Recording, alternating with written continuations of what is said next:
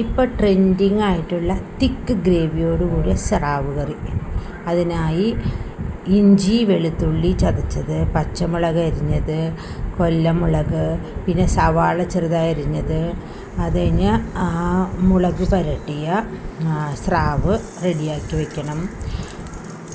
കടുക് പൊട്ടിക്കുക, നല്ല വെളിച്ചെണ്ണയിൽ കടുക് ഉലുവ ഇത് പൊട്ടിച്ച് കൊല്ലമുളക് പിച്ചിയിടണം.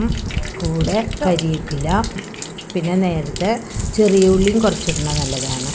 ചെറിയ ഉള്ളിയുടെ സ്വാദ് നന്നായിട്ട് നിൽക്കും.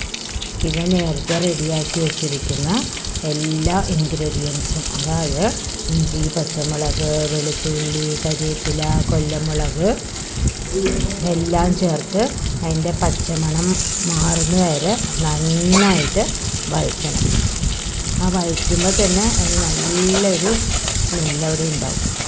അത് നമ്മൾ മൺചട്ടിയിൽ ചെയ്യുമ്പോഴായിരിക്കും കുറച്ചും കൂടി അതിന് സ്വാദ് കൂടുക. അപ്പോൾ നന്നായിട്ടത് മൂത്തതിന് ശേഷം നമ്മൾ മുളക് പൊടി പാകത്തിന് നമ്മുടെ എരിവിനനുസരിച്ച് മുളക് പൊടി ചേർക്കണം.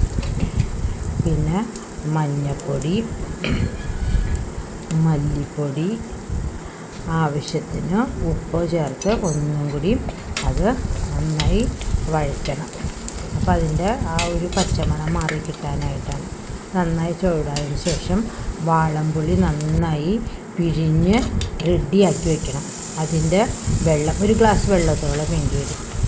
ആ വാളംപുളി പിഴിഞ്ഞ വെള്ളം നന്നായി തിളച്ചതിന് ശേഷം നമ്മൾ റെഡിയാക്കി വെച്ചിരിക്കുന്ന ആ ഫിഷ് അത് അതിലേക്ക് ചേർക്കുക. അപ്പോൾ അത് മുളകും മഞ്ഞൾപ്പൊടിയും ഉപ്പും ചേർത്ത് വെച്ചിരിക്കുന്ന ആ മീൻ അത് ഇതിലേക്ക് ചേർക്കണം. അതിനുശേഷം പതുക്കെ ഗ്യാസ് ചെറുതാക്കിയതിന് ശേഷം ഒന്ന് അടച്ചു വയ്ക്കുക. കുറച്ച് നേരം കഴിഞ്ഞ് അത് തുറന്ന് നോക്കിയിട്ട് പാകത്തിന് ഉപ്പ് ഒന്നും കൂടി ചേർക്കാം നമുക്കതിലേക്ക്. എന്നിട്ട് വീണ്ടും അടച്ചു വെച്ചത് നന്നായി വേവണം. ആ ചാറ് കുറുകുന്നത് വരെ അത് വേവണം. ഒരു 15 മിനിറ്റ് ആയിട്ടുണ്ട് കേട്ടോ. അതിന് ശേഷം ഞാൻ വീണ്ടും കരിവേപ്പില ഒന്നും കൂടി ഇട്ട് തൂവി ആ കറിയെ എടുക്കുകയാണ് കേട്ടോ. ഇപ്പോൾ നല്ല തിക്ക് ഗ്രേവി ആയി. അത് നന്നായിട്ട് അതിലൊട്ടും ഈ ട്രെൻഡിങ് മീൻ കറിക്ക് ഒട്ടും ചാറ് വേണ്ട. തിക്ക് ഗ്രേവിയോടുകൂടി നിൽക്കണം. അതാണ് അതിൻ്റെ ടേസ്റ്റ്.